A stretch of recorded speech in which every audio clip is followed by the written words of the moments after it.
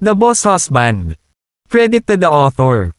931 hanggang 40. Ang mga pangalan po na nandito ay galing sa mga name generator. Kaya kung meron man pagkakatulad sa mga pangalan ng totoong tao o lugar, ito ay tunay na hindi sinasadya. Ang kwentong ito ay rated SPJ. Striktong patnubay sa mga walang jowa. Ito ay bawal din sa bata at matatandang walang asawa.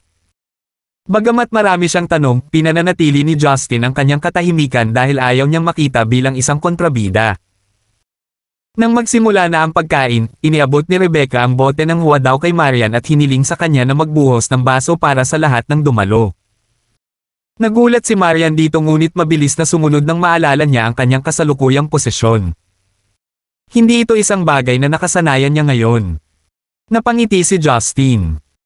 Mahal, naniniwala ako na ito ang iyong unang pagkakataon na magbuhos ng alak para sa akin. Napasimangot si Marian sa kanyang inasta. Pinanood ni Gavin Gibson ang kanilang pakikipag-ugnayan at sinabi habang nakangiti, "Nabalitaan ko na pareho kayong nagpaplanong magdaos ng kasal."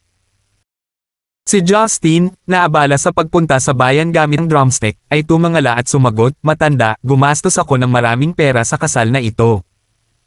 Umaasa ako na i-sponsor mo ang bahagi nito. Hindi tumatalo sa paligid ng bush na nakikita ko." Sumimsim si Gavin ng kanyang alak. Sinipa ni Marian ang guya ni Justin sa ilalim ng mesa. Bakit hindi siya magseryoso kahit minsan sa buhay niya? Sa lahat ng mga taong nakaupo sa paligid ng mesang ito, siya ang pinakahuling ipapalagay ng sino man na maubusan ng pera. Pinondohan niya sana ang kasal kung hindi dahil sa katotohanang hindi narinig ng isang bride na tumusto sa sarili niyang kasal. Si Justin ay ipinagpatuloy na hindi naapektuhan. "Pamilya kami. Wala akong pakialam na kunin ang mga heirloom ng pamilya kung wala kang pera." Hindi pinansin ni Gavin ang kanyang mga salita. "Sumunod ka sa akin sa dambana ng mga ninuno pagkatapos nito. Igalang mo ang iyong mga ninuno at sa hapon ay may ilang mahahalagang pinuno ng angkan akong naghihintay na makipagkita sa iyo. Kunin ang kanilang pagsang-ayon at ang pera ay sa iyo. Ganoon kadali. Kapag nakuha ko ang kanilang pag-aproba, ang lahat ay pag-aari ko." Pabirong sabi ni Justin. Binigyan siya ni Gavin ng matalim na tingin. "Well, syempre, mangyayari lang ito pagkatapos kong mamatay. Hindi ba pwedeng sirain mo lang ang ilang dekada na halaga ng trabaho sa isang gabi?" Kinagat ni Justin ang kanyang manok at sinabing, "Alam kong hindi ka magiging mabait, matandang Sorrow. Alam ko kung ano ang hinahanap mo. Ngunit hindi mahalaga. Ang pagnanais ay bahagi ng pagiging tao." Napabuntong hininga si Gavin. Ngunit may mga patakaran pa rin. "Wala akong pakialam kung paano mo piniling tahakin ang iyong landas, kung saan at kung ano ang haantong mo." Tumanggaw si Justin bilang tugon. "Medyo malalim ang lahat. Hindi ka ba natatakot na medyo mabigat para sa iyong apong babae dito?" Pagkasabi nito, iniangat ni Justin ang kanyang mga labi kay Marian. Si Marian ay talagang nangangarap ng gising dahil hindi niya masundan ang kanilang usapan. Ang panunukso ni Justin ay nagbunsod sa kanya na naging dahilan upang siya ay sumuntok sa kanyang mukha. Hindi nagabalang magtago si Justin at hinayaan siyang hampasin siya habang nakangiti. Pinasok pa niya ang kalahating kinakain niyang drumstick sa bibig niya. Yuck! Nakakadiri. Hindi nakatiis si Marian at nagmamadaling tumakbo sa kinauupuan ni Rebecca, nakatitig sa kanya sa lahat ng oras. Humajejek si Sony Ang. "Master, parang lovely-dovey relationship sila." Tumanggaw si Gavin bilang pagsang-ayon. "Ipagpalagay ko." Napaawang ang labi ni Rebecca nang marinig niya ang kanilang pag-uusap. Sa natitirang bahagi ng pagkain, tinanong sila ni Gavin tungkol sa kanilang buhay, na karamihan ay mga walang kwentang bagay. Masayang sinagot ni Marian ang kanyang mga tanong habang si Justin ay nagpatuloy sa pagkain. Nang malapit na silang matapos, iwinagayway ni Gavin ang kanyang mga kamay sa isang kasambahay. Tumanggaw ang dalaga at pagkaraan ng ilang minuto, nagdala siya ng isang mangkok ng noodles at inilagay ito sa harap ni Rebecca. Nagulat si Rebecca sa una, ngunit hindi nagtagal ay naalala niya ang layunin nito. "Rebecca, kaarawan mo ngayon. Matanda ka na at hindi na tulad ng dati mong bata. Kaya, naghanda ako ng isang mangkok ng noodles para sa iyo." Prituhin mo ito bilang isang pagpapala mula sa akin, magiliw na sabi ni Gavin. Naantig si Rebecca. Pare, hindi ko akalain na maaalala mo. Ilang taon na akong hindi nagdiwang. Hindi ka pa umuwi, kaya nga. Nagkunwaring galit si Gavin. Napangiti si Rebecca, nakaramdam ng hiya. Para sa isang pamilya na may mataas na uri ng katayuan, ang impluwensya ng isang babae ay mas mahina dahil may mas mahigpit na mga tuntunin at regulasyon pagdating sa kanilang mga aksyon. Labis ang pasasalamat ni Rebecca na naalala ni Gavin ang kanyang kaarawan at naghanda pa ng pansit para sa kanya. Ito ay isang mapagbigay na regalo, makita na hindi siya nagambag ng malaki bilang isang manugang. Medyo kinabahan si Marian nang makita niya ito. Ang napiling regalo ni Justin ay tila hindi angkop. Dapat pa ba niyang iharap ito? Bago pa siya magbago ng isip, nagsalita na si Justin. Ma, happy birthday. Sinabi sa akin ni Maria na birthday mo at binigyan ka pa niya ng regalo. Nagliwanag si Rebecca at tumingin kay Maria nang may pasasalamat. Maalalahanin ka niyan. Tiyak na hindi alam ni Justin. Hindi mo kailangang bumili ng kahit ano, ang pag-iisip ang mahalaga. Hindi naman talaga ako nangangailangan ng anuman. Nanay. Happy birthday, ang regalo. Regalo. Nag-alinlangan si Marian at agad na tumayo. Dadalhin ko ang regalo, nasa bagahe natin. Pagkatapos umakbo ni Marian para kunin ang regalo, nalilitong tumingin si Rebecca kay Justin. May hinahila ka ba sa kanya? Bakit kakaiba ang kinikilos niya? Si Justin ay nanatiling tuwid na mukha. Hindi ako ganoong klase ng tao. At saka, hindi ako maglalakas loob. Hindi ko maaaring ipagsapalaran ang anumang bagay na mangyayari ng malapit sa petsa ng aking kasal. Pinutol siya ni Gavin. Oo, mabuti para sa iyo na magkaroon ng isang mahusay na pag-unawa sa iyong sariling posisyon. Hindi nagtagal, bumalik si Maria na may dalang kahon ng regalo at ipinasa ito sa mga bisig ni Rebecca. Nay, nagmamadali kaming bumili nito, kaya hindi ko alam kung magugustuhan mo ito. Kung hindi, ipapadala ko sa iyo ang isa pa, seryosong sabi ni Marian. Ang pagbili ng isang regalo para sa iyong biyenan ay nangangailangan ng sukdulang halaga ng pagiging perpekto at si Marian ay hindi slockhead pagdating sa pagiging perpekto. Na-curious si Rebecca na makita kung ano ang nasa loob kaya tumayo siya at agad na binuksan ang kahon. Nang makita niya ang regalo, ang ekspresyon ng mukha niya ay napalitan ng hindi nababasa. Gustong tumawa ni na Gavin at Sony ang habang si Marian, sa kabilang banda, ay pula mula ulo hanggang paa. Isa itong clay doll na nakapatong sa ibabaw ng porcelain cushion. Ito ay partikular na kapansin-pansin dahil sa mga kulay nito, ngunit ang bagay na nakapagpapatawa ay ang katotohanan na ito ay hugis ng isang bote ng beer. Sinubukan ni Rebecca na pigilan ang pagtawa. Mukhang buntis ang manika na ito. Marian, sa tingin ko mabuti na itago mo ito. Dahil dito ay namula si Marian ng mas malalim na kulay ng pula. Pagkatapos ay ibinaling niya ang kanyang ulo para titigan si Justin. Ito ang kanyang ideya. Mukhang maganda. Bakit hindi mo itago, madam? Humajejek si Sony Ang. Tinanong ni Gavin si Justin, bakit hindi mo ipaliwanag kung bakit mo pinili ang Reg Along ito? Si Justin ay malapit ng masiyahan sa ilang mga paan ng baboy nang marinig niya ang tanong. Nag-make face siya at nag-aatubili na sinabi, ito ba ay talagang sulit na ituro? Oo. Si Rebecca ay nasa sabik. Birthday ko at binigyan mo ako ng buntis na manika. Posible bang gusto mo ng isa pang nakababatang kapatid? Napangiwi si Justin nang marinig iyon. Sige, sasabihin ko na. Pinapangiwi mo ako ng husto. Hindi napigilan ng lahat na tumawa. Pati ang mga kasambahay na nakatayo sa gilid ay may kanya-kanyang tawa. Pinunasan ni Justin ang kanyang bibig at itinuro ang manika. Ang manika na ito ay tinatawag na Matryoshka doll mula sa Russia. May trick ito. Trick. Tama iyan. Lumapit si Justin at kinuha ang manika mula sa unan. Nagulat ang lahat nang makita ang isa pang kaparehong manika sa ilalim nito. Na-curious si Marian at dinampot muli ang manika. May isa pang bahagyang mas maliit na manika sa ilalim nito. Naunawaan ito ng lahat ngayon. Kinuha ni Rebecca ang isa pang dalawang manika at napagtanto na may kabuoang 5 manika sa kabuuan. Iyan ay kawili-wili, isang manika sa isa pa. Komento ni Gavin. Naniniwala ako na may kahulugan ito. Tanong ni Sony Ang. Tumangaw si Justin at ngumiti. Ang ibig sabihin ng matryoshka sa Russian ay manyika ni nanay. Ang mga layer ay kumakatawan sa isang ina na namumugad sa kanyang anak. This time, tahimik ang kapaligiran. Pula at basa ang mga mata ni Rebecca. Tumingin siya kay Justin nang may pasasalamat at ibinalik ang manika sa kahon.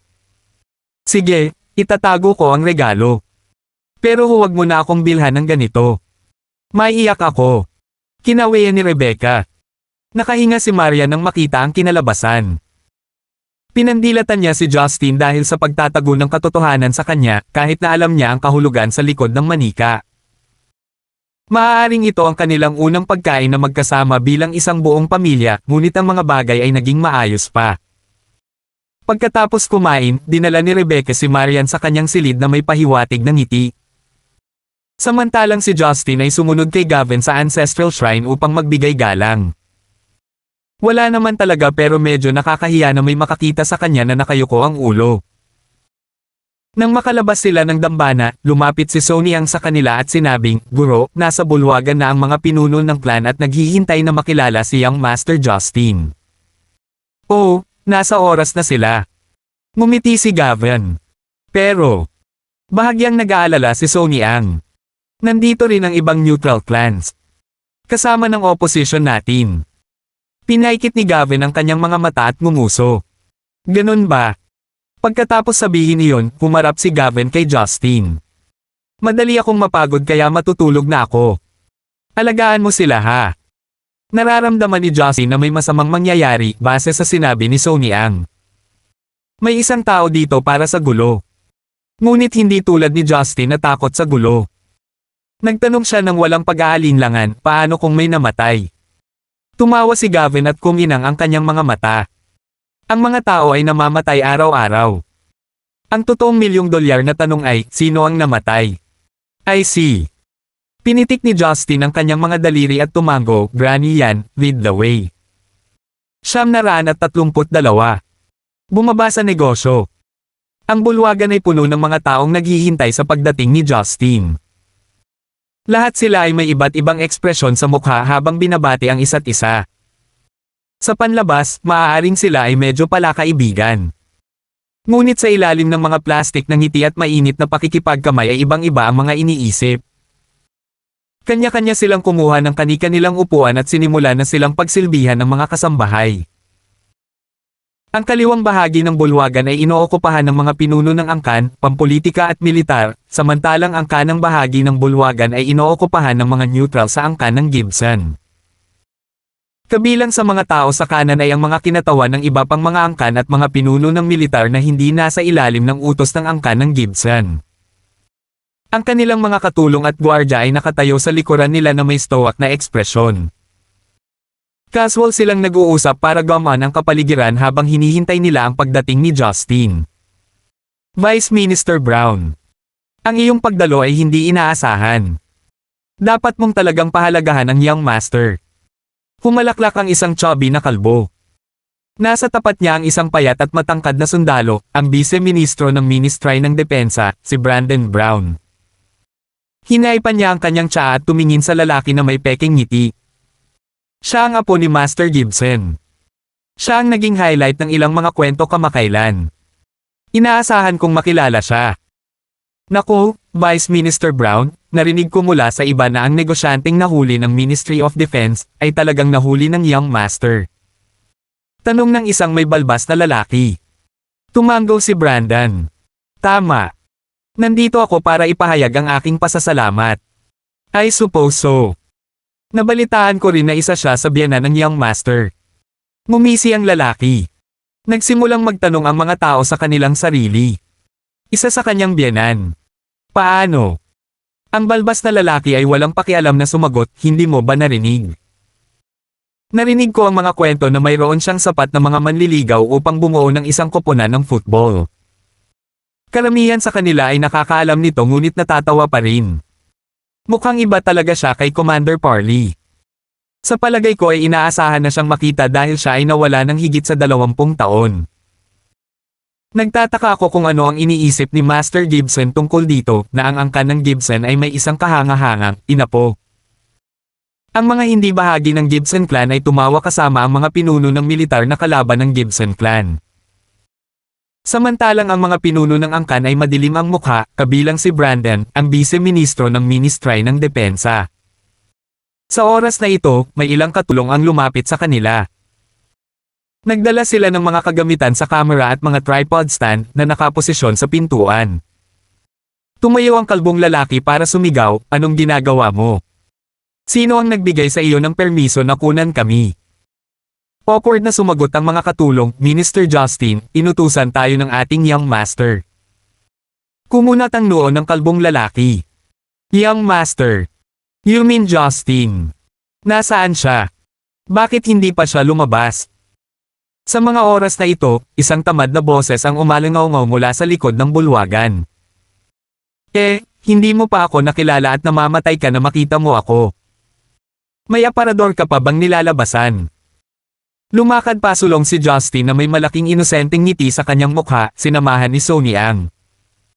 Pagkatapos ay umupo siya sa karaniwang upuan ni Gavin. Biglang tumahimik ang kapaligiran at ang mga pinuno ng angkan ay nakatingin sa kanya na nagtataka, sabay na naguguluhan. Sa kabilang banda, si Ministro Chen at ang mga nasa kanyang panig ay nakasimangot sa disgusto. Ikaw ang panganay na apo ni Master Gibson, Justin. Bakit ikaw lang ang nandito? Nandito kami para bisitahin si Master Gibson. Hindi natuwa si Ministro Chen. Nalito si Justin. Pabisitahin mo siya. Umaasa ka ba na magkasakit siya? Anong kalokohan ang ipinuputok mo? Hindi ganoon ang ibig sabihin ni Ministro Chen. Isang sundalo ang nagtaas ng boses kay Justin. Ngumiti si Justin. I knew it. Why are you guys here to visit him if he is not sick? Are you hoping for him to fall sick? Do you guys hate him or something? Ikaw. Pinipilipit mo ang mga salita ko. Sigaw ni Ministro Chen. Wala kaming iba kundi ang pinakamataas na paggalang kay Master Gibson. Nasaan ang iyong paggalang sa kanya? Nakaupo ka na sa kanyang upuan kahit na nawala ng mahigit 20 taon. Sumimangot si Justin at nagtanong, bakit hindi ako maupo dito? Ang apat na angkan ay ang pundasyon ng Central City at ng buong Zenica, at ipinakilala mo lamang ang iyong presensya sa kakaunting bahagi ng 2 taon. Huwag mong isipin na magagawa mo ang gusto mo dito sa Central City. Nagtaas baba si Ministro Chen. Tama, bakit hindi nandito si Master Gibson para salubungin tayo? Ang angkan ba ng Gibson ay minamalas tayo? Maaaring hindi tayo kasing lakas ngunit hindi iyon dahilan para maliitin tayo. Sumang-ayon sa kanya ang lalaking balbas. Ngumisi si Justin at lumingon kay Sonny Ang, Lola yan, sino sila? Dahan-dahang ibinalita ni Sonny Ang sa kanya. Young Master Justin, ito si Minister Chen mula sa Ministry of Public Administration. Mr. Lane, Secretary ng CPPCC. At ang iba pa sa kanila ay... Tama na. Ngumiti si Justin. I know enough to assume that they are not random strangers but only public servants. Nagulat si Ministro Chen at Mr. Lane sa unang ngunit agad na naging pulang-pula dahil sa galit. Paano sila naging malapit sa mga random na estranghero? Sa kabilang banda, si Brandon at ang mga pinuno ng angkan ay lihim na nag-e-enjoy sa sitwasyon. Tumayo si Brandon at sinabing, Young Master, ako ang vice-ministro ng Ministry ng Depensa, Brandon. Gusto kong pasalamatan ka sa iyong tulong sa kriminal na nahuli mo. Ikinaway ni Justin ang kanyang mga kamay. Kakampi ko kayo, tama. Diretso at prangka ang tanong niya. Hindi man lang siya nag-sugarcoat dito na ikinagulat ng lahat. Sanay na silang lahat sa paghahampas ng palumpong. Ginawa ni Justin ang ganap na kabaligtaran kung saan siya nauna at hiniling sa kanila na piliin ang kanilang panig. Nakipagpalitan ng tingin si Brandon sa iba. Hindi nila ito inaasahan. Sa wakas, isang matanda ang lumapit sa kanya at ngumiti. Young Master, kami ay may utang na loob kay Master Gibson. Sinubukan ni Justin na pigilan ang kanyang pagtawa. Ang galing talaga nilang magpatalo. Pero di bale basta pinili nila ang side nila. Pagkatapos noon, lumingon siya para harapin si Minister Chen. Simpleng tao lang ako. Hindi ko kayang makipagtalo sa paligid. Nandito ka ba para kaibiganin ako o manggulo? Young Master, sa tingin ko masyado kang naimpluwensyahan ng mga pelikula. Ngumisi si Mr. Lane. Ano ang iniisip mo na pumunta kami dito para bumuo ng mga paksayon? Nandito kami para kumpirmahin kung ang panganay na apo ng angkan ng Gibson ay tumutupad sa mga chismis na narinig namin. Magkagulo man siya o wala sa personal na buhay at personalidad. Ngumisi si Justin. Maaari ko bang ipagpalagay na nasa iyo ang iyong sagot? Siyempre ginagawa namin. Ngumuso si Ministro Chen. Young Master, maaari ko bang tanungin kung mayroon kang anumang relasyon sa anak na babae ng kriminal? Ang mismong isa na nahuli dahil sa pagtataksil. Nagtaas ng kilay si Justin. Siguro nagawa mo na ang iyong pagsasaliksik batay sa paraan ng pagtatanong mo sa tanong na ito. Tama, si Joyce ang aking manliligaw. Sige, yan ang unang tanong. Patuloy na nagtanong si Ministro Chen, sa pagkakaalam ko, wala kang magandang relasyon kay Commander Parley at General Lester, tama ba ako? Ngumuso si Justin. Totoo iyon. Pero wala akong relasyon sa kanila. Alam niyo ba kung nasaan si Lester? Kanina ko pa siya gustong patayin. Malisyosong bata. Tumayo ang isa sa mga lalaking nasa kabilang banda at tinuruan siya. You don't deserve to be in the Gibson clan. Ang iyong personal na buhay ay magulo at kamag-anak ka ng isang kriminal. Ni hindi ka man lang in good terms sa sarili mong ama at kapatid. Not to mention the fact that you are out for his blood. Tama siya. Maaaring ang lahi ka ng Gibson clan ngunit isa kang kahihiyan sa pamilya at hindi ka karapat-dapat dito. May ibang sumang-ayon sa kanya.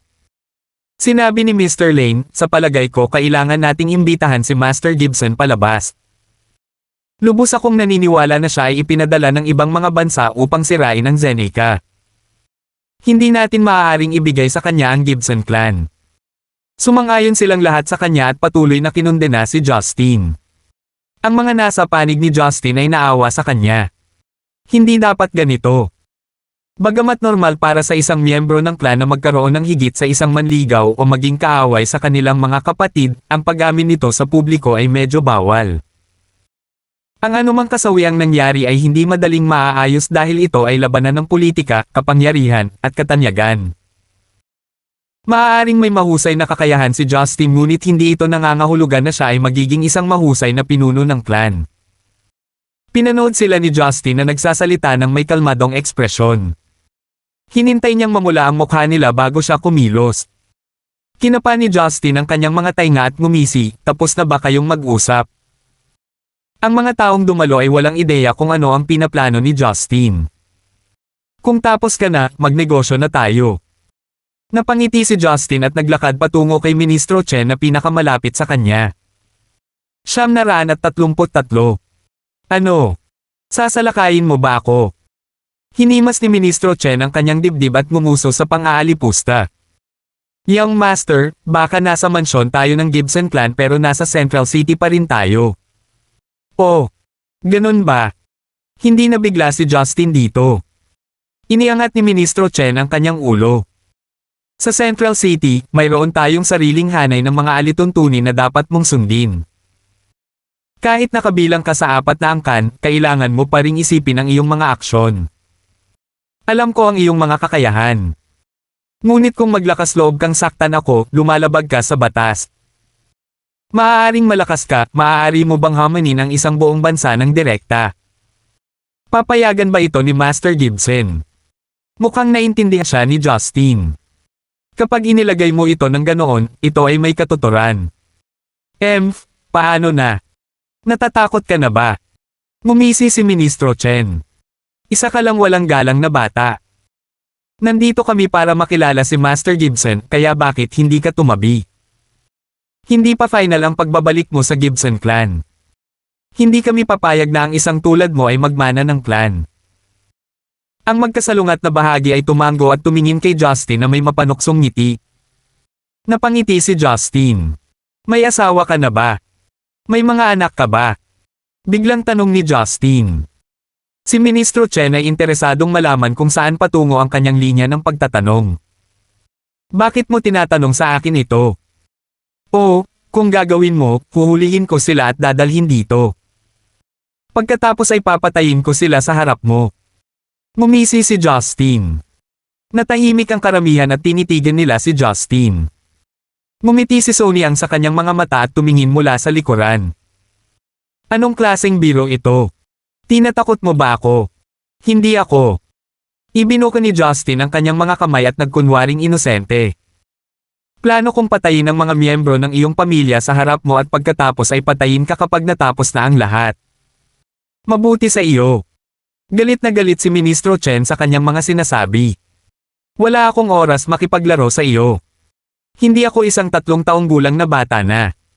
ARGHH.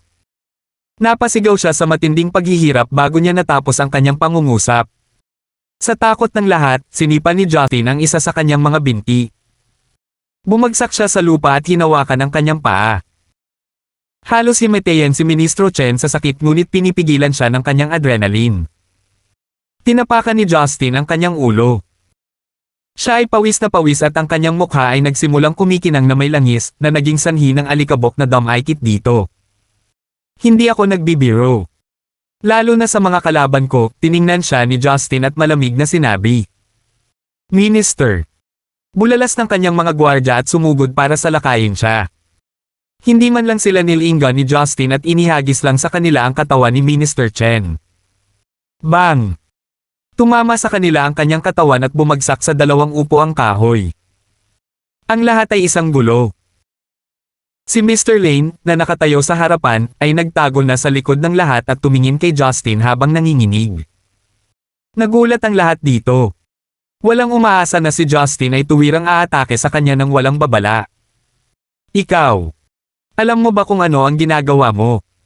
Naglakas loob kang manakit ng miyembro ng komite. Tumayo ang general at pinagsabihan siya. Ngumisi si Justin. Naalala kita, Lawton ang apelyido mo. So ano? Pwede ka bang kamag-anak ni Melvin Lawton? Dahan-dahang lumapit sa kanya si Justin. Dati dahil kay Marshall Lee, ang angkan ng Lawton ay hindi nang ahas na lumaban. Alam din nilang hindi si Justin ang pumatay kay Melvin kaya hindi na sila nag-aatubili na umatras. Gayunpaman, hindi ito nangangahulugan na handa silang pabayaan ito. Namumula sa galit ang mukha ni General Lawton. Paano kung ako nga? Gawin mo ang lahat ng gusto mo. Mapupunta ka lang sa mas malalakas na mga kaaway kaysa sa kaya mo. Hindi na kinaya ni Brandon na manood. Tumayo siya at sinubukang aliwin si Justin. Young Master, subukan natin at pag-usapan ang mga bagay-bagay. Ang pakikipaglaban ay hindi isang magandang paraan upang malutas ang mga problema. Nagsisigawan din ang mga pinuno ng angkan. Lumingon si Justin at binigyan sila ng magiliw na ngiti. Hindi na kailangan para dito. Paano ko mareresolba ang isang problema na wala pa noong una? Ito. Si Brandon ay nababalisa. Walang pag-aalinlangan na sinabi ni Justin, wala akong pakialam sa mga batas ng bansa. Hindi ako ginagabayan ng moral at etika. Kung susuportahan mo ako, malugod kitang aanyayahan para sa hapunan. At para sa mga hindi na sila lalabas sa bulwagan na ito kailanman. Hindi na nila muling bibigyan ng liwanag ang sikat ng araw.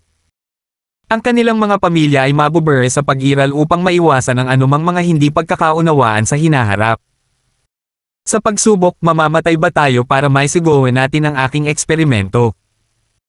Habang sinasabi iyon, naglakad siya patungo kay General Lawton at tinitigan siya ng may masamang ngiti. Sisimulan ko sa iyo. Sabihin, sinusuportahan mo ba ako? O gusto mong patayin ang iyong buong pamilya? Si Justin ay naglalabas ng nakamamatay na layunin sa buong silid.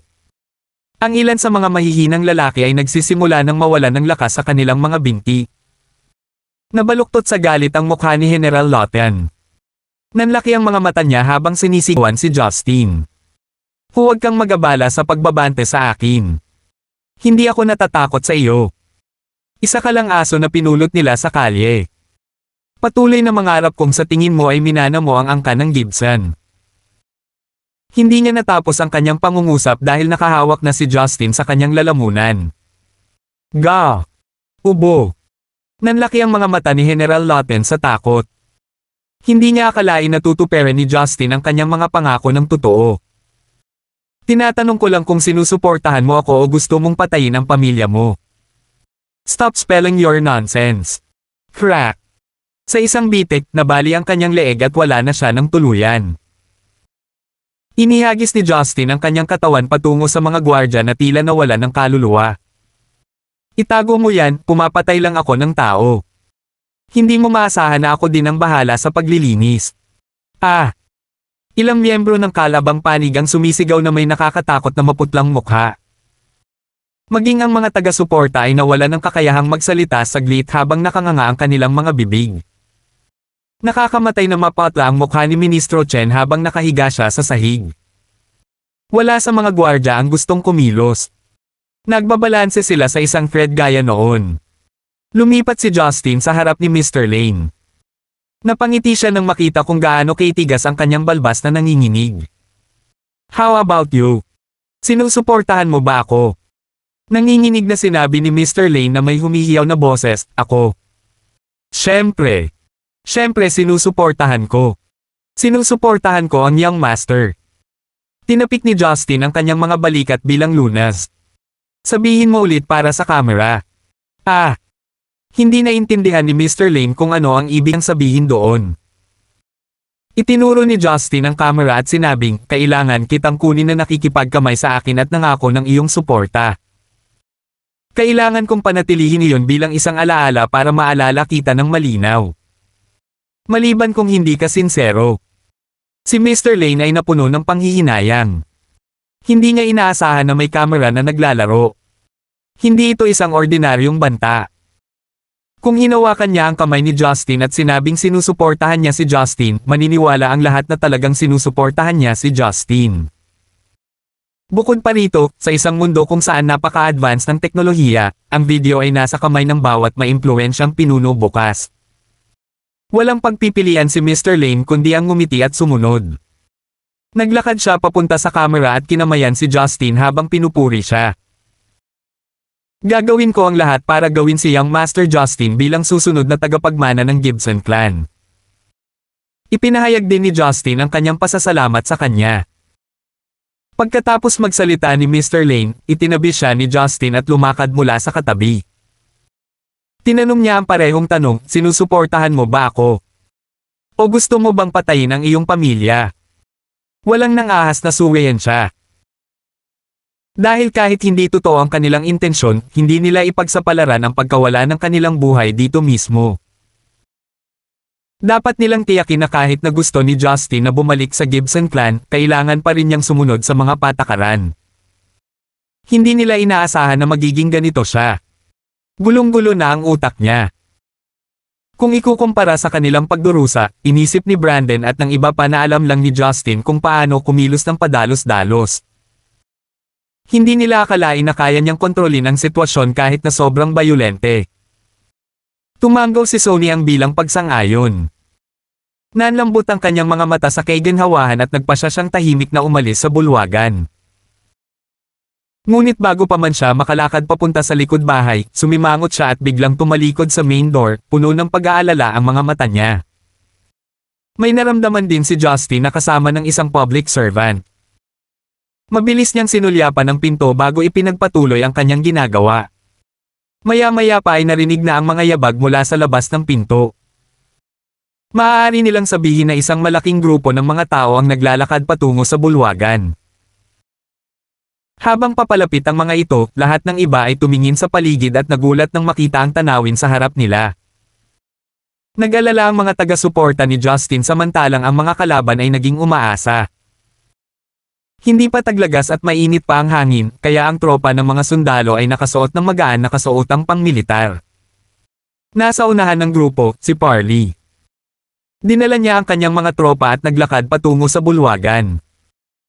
Nang makita niya si Justin at ang magulong kapaligiran, sumimangot siya at agad na napuno ng galit at kawalang kasiyahan ang kanyang mga mata. Siya ay nanlilisik na mga sinag ng galit sa gilid ng ulo ni Justin. Commander Parley. Nagulat ang isa sa mga kalaban. Kailanman ay hindi sila naging ganoon kasaya nang makita ang kanilang kalaban na lumabas sa kanilang harapan. 934. Gusto pa rin humingi ng tulong. Commander Yang, iligtas mo ako. Nabaliw na siya. Isang tao mula sa karamihan ang sumigaw kay Parley na umaasang makakatakas siya sa kanyang napaaga na kamatayan. Tiningnan ni Parley ang walang buhay na katawan ni General Lawton at ang bali ng mga binti ni Ministro Chen at nakasimangot. Kung hindi pa siya galit, siguradong galit na siya ngayon. Ano sa tingin mo ang ginagawa mo? Ito ang angkan ng Gibson. Sino ang nagbigay sa iyo ng karapatang kumilos ng ganito? Natahimik agad ang mga tao. Nagbago ang ekspresyon ng mukha ni Brandon at ngumiti siya. Commander, bakit ka biglang bumalik? Napangiti si Parley nang makita si Brandon. Long time no see, Minister Brown. Pansamantalang tumahimik ang mga bagay kaya nakauwi na ako pansamantala. Nabalitaan ko na may malaking nangyayari sa bahay kaya napagpasyahan kong bumalik kaagad. Sa palagay ko ay tama akong gawin iyon.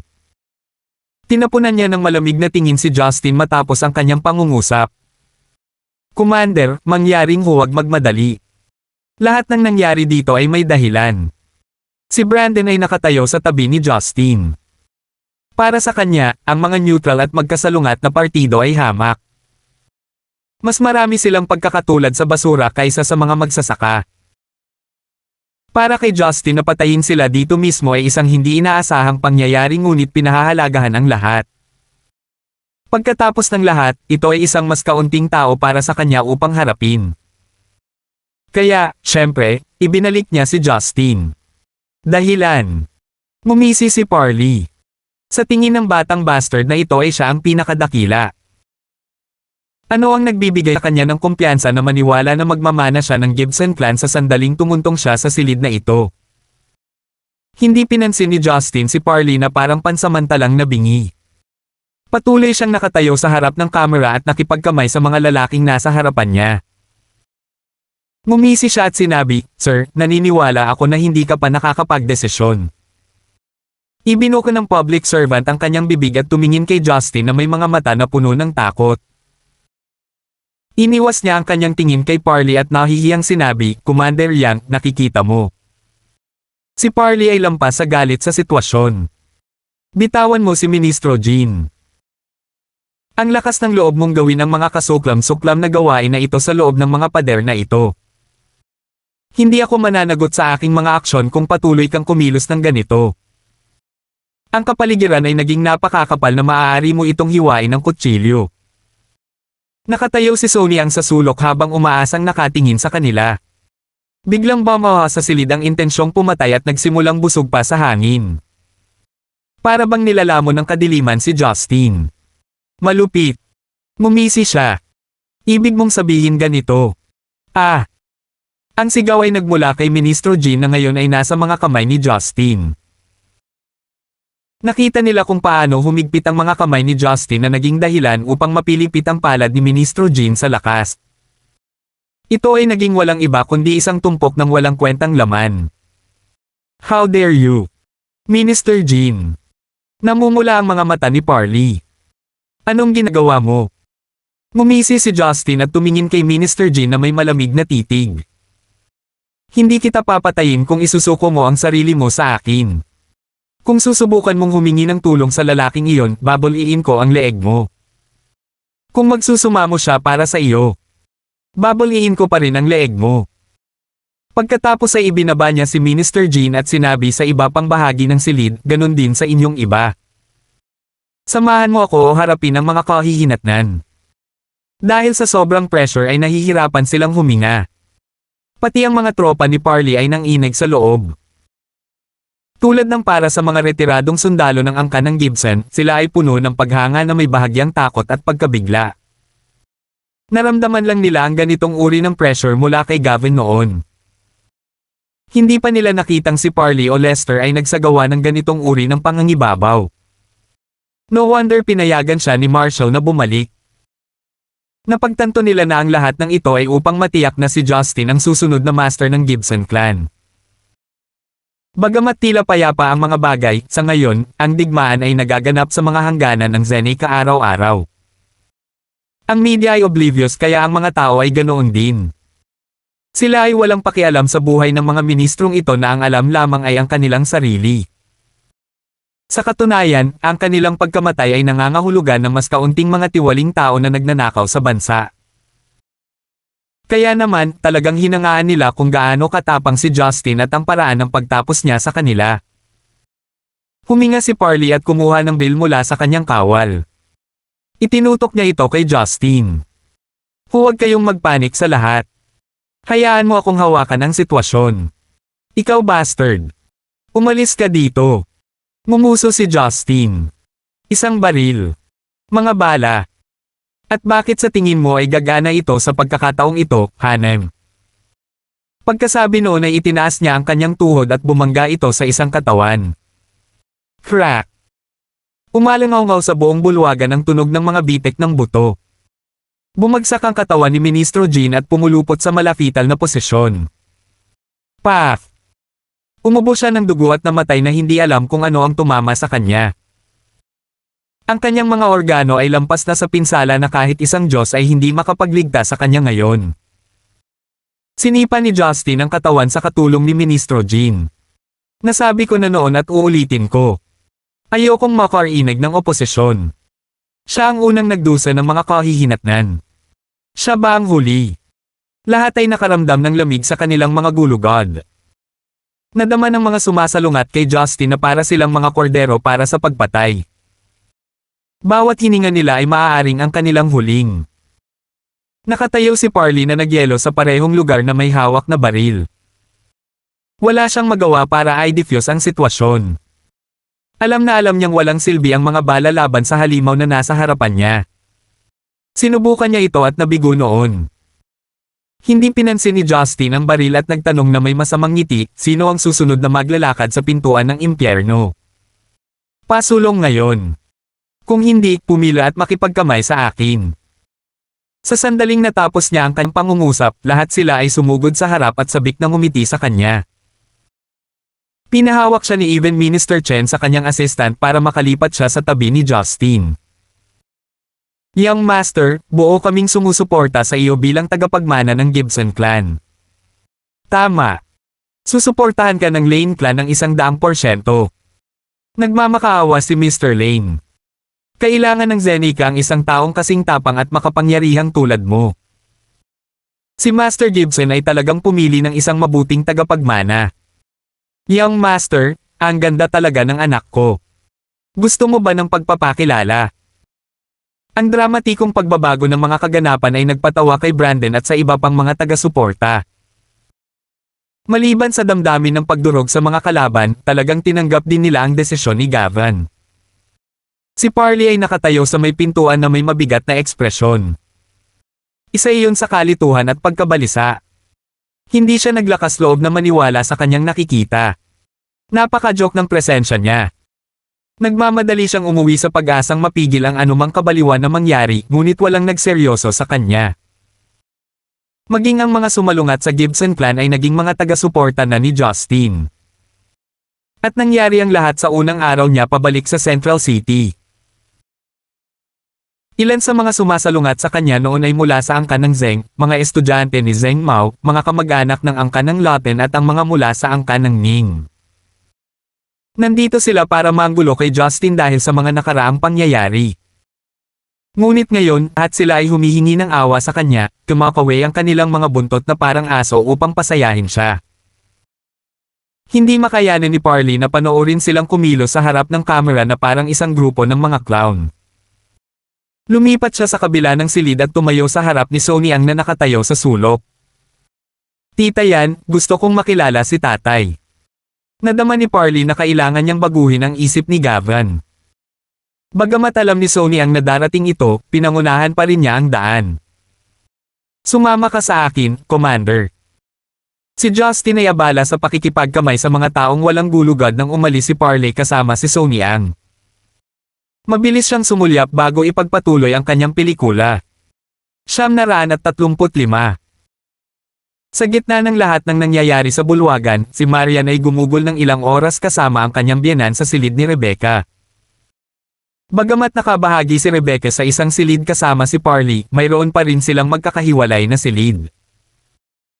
Ginamit nila ito upang mag-imbak ng kanilang sariling mga ari-arian pati na rin ang pangangalaga sa anumang pribadong negosyo na mayroon sila. Pinaupo ni Rebecca si Marian sa kanyang kama habang nakabaon siya sa kanyang aparador na may hinahanap. Medyo nababalisa si Marian na mag-isa kasama ang kanyang biyenan sa kanyang silid. Nagsimulang lumibot ang mga mata niya sa silid, tinitingnan ang mga anti-gong kasangkapan na hawak nito. Ma, kailangan mo ba ng tulong? Ano ang hinahanap mo? Nahanap ko na. Tumayo si Rebecca na may hawak na pulang kahon. Ayos lang ako. Ang kahon na ito ay nabaon ng medyo malalim. Masayang umupo si Rebecca sa tabi ni Marian at hinubad ang pulang tela para makita ang isang maselang kahon sa ilalim nito. Ang mga mata ni Marian ay kumikinang at ang kanyang bibig ay lumaki sa gulat.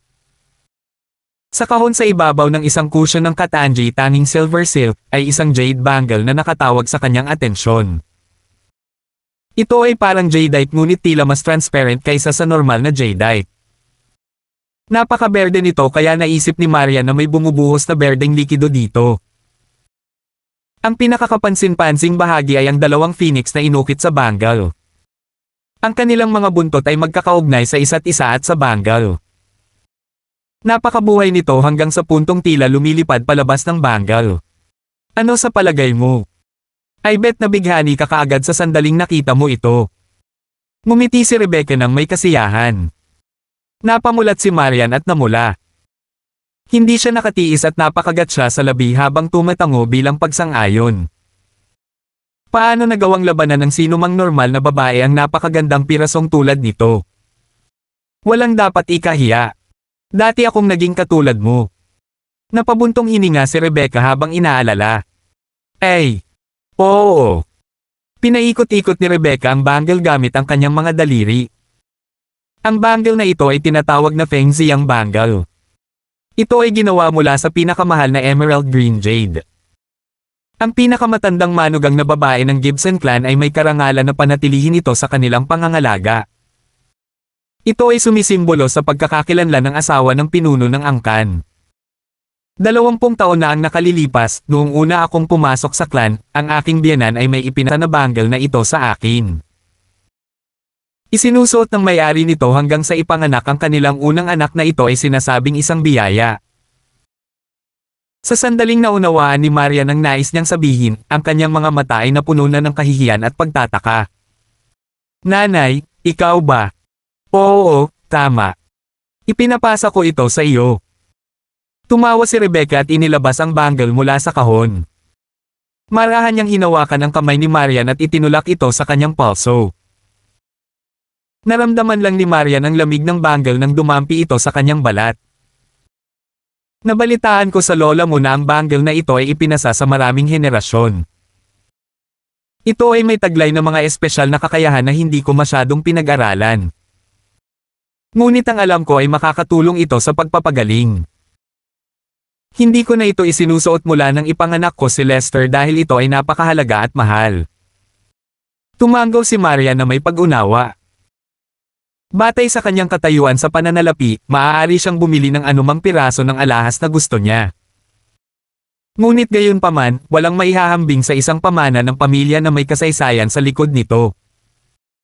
Tuwang-tuwa siyang matanggap ito ngunit naramdaman din niya ang bigat ng mga henerasyon sa kanyang maliit na palso. Sa sandaling iyon napagtanto niya ang kahalagahan ng pagpapakasal sa isang mataas na profile na pamilya. Samantala, sa ibang lugar sa mansyon, si Gavin ay umiidlip sa kanyang pag-aaral. Ginaising siya ni Parley na dinala ni Sony Ang. Ama! Sinalubong siya ni Parley na may tame time na ekspresyon. Paumanhin sa pag-abala sa iyong pagtulog ngunit hindi na ito makapaghintay pa. Nagpakawala ng mahabang buntong hininga si Gavin at bumangon mula sa sopa. Ibinigay sa kanya ni Sony ang isang tasa ng ginseng tea na ininom niya upang paginhawahin ang kanyang lalamunan para sa kung ano ang magiging mahabang pag-uusap. Paano kita masisisi sa pag-abala sa aking pagtulog gayong napakalayo mo mula sa Jarlingnan? Ama, nagsisisi na ako na hindi ako makatabi sa iyo ng mas madalas, same time na sabi ni Parley. Napangiti si Gavin. Bumalik si Rebecca kamakailan kaya bumuti na ang pakiramdam ko. Magdudulot lang ng mas maraming problema ang presensya mo ngayon. Napakunot ang noo ni Parley nang marinig ang salitang Rebecca. Pare, gusto kong pag-usapan ang lalaking iyon, Justin. Yung lalaking iyon. Justin. Apo ko siya at anak mo. Bakit ganyan ang tawag mo sa kanya? Inihagis ni Gavin ang tanong sa kanya. Hindi iyon ang punto, sabi ni Parley na may dagandong sa kanyang boses. Ama, bulag ka sa ginawa niya sa ating mga ministro. Ni isang araw ay hindi pa siya nakakabalik at gulo na ang lahat. Oh. Labis na interesado si Gavin. Huwag magtipid ng detalye. Sinabi agad sa kanya ni Parley ang nangyari. Ang reaksyon ni Gavin ay ganap na hindi inaasahan. He cackled while saying, ito ay mabuti. Itong batang ito, mas matapang siya kaysa sa inaakala ko. He's a real descendant of the Gibson clan, haha. Pare, seryoso ka. Tatanggapin mo ba talaga siya pabalik sa clan? Hindi makapaniwalang sabi ni Parley. Tumango si Gavin. Meron na ako. Pinayuko ko siya sa ating mga ninuno sa dambana. Namutla ang mukha ni Parley nang marinig iyon. Ama. Matigas ang boses niya. Ikaw. Paano mo magagawa iyon sa akin at kay Lester? Kinamumuhian niya si Lester at may pagkapuot sa akin. Ngayon gusto mo siyang bumalik. Kanino ka panig? Lumingon si Gavin, hindi nagbago ang kanyang ekspresyon. Parley. Hindi ako kinikilingan. Ako ang iyong ama at ang lolo ni Lester, syempre, nagmamalasakit ako sa inyo. Pero ako rin ang pinuno ng clan na nangangahulugan na kailangan kong gawin ang pinakamabuti para sa angkan. Pareho kayong pinagsama ni Lester ay hindi pa rin kasing kaya niya sa pagiging tagapagmana. Hindi ako naniniwala. Pare. Isa siyang tyrant na magdudulot lang ng gulo sa clan ng pag-iral. Dadalhin ba talaga tayo ng pagpatay? Si Gavin ay hindi nadamay sa kanyang mga salita. Hindi mahalaga sa akin kung nasiyahan ka sa aking desisyon. Kung mayroon kang mga isyo, harapin mo ito kay Justin. Sa aming angkan, ang pinakamalakas lang ang mamumuno. Wala akong pakialam kung mag-away man kayo o magplano laban sa isa't isa. Naranasan ko na iyon sa buong buhay ko. Nasabi ko na ito kay Lester, apo ko siya at ganoon din si Justin. Pero isa lang ang tatayo ko. Biglang hinigpitin ni Parley ang kanyang kamao at namula sa galit. Ama, ibig sabihin. Hindi ako itinuring na tagapagmana mo. Nanahimik si Gavin ngunit ito ay higit pa sa sapat para kay Parley. Pero ako lang ang anak mo. Sigaw ni Parley na may hinanakit. Hindi nakayanan ni Sony ang napanoorin ito ngunit tahimik lang siyang umiling. Huminto si Gavin at tumalikod. I bet matagal mo nang gustong itanong ang tanong na ito. Tumayo si Parley na may determinadong ekspresyon. Sige. Walang magawang ngumiti si Gavin. Inaasahan kong dadalhin ko ito sa aking libingan ngunit dahil same time mong itinanong ito, sa palagay ko ay tutugan ako ng maayos.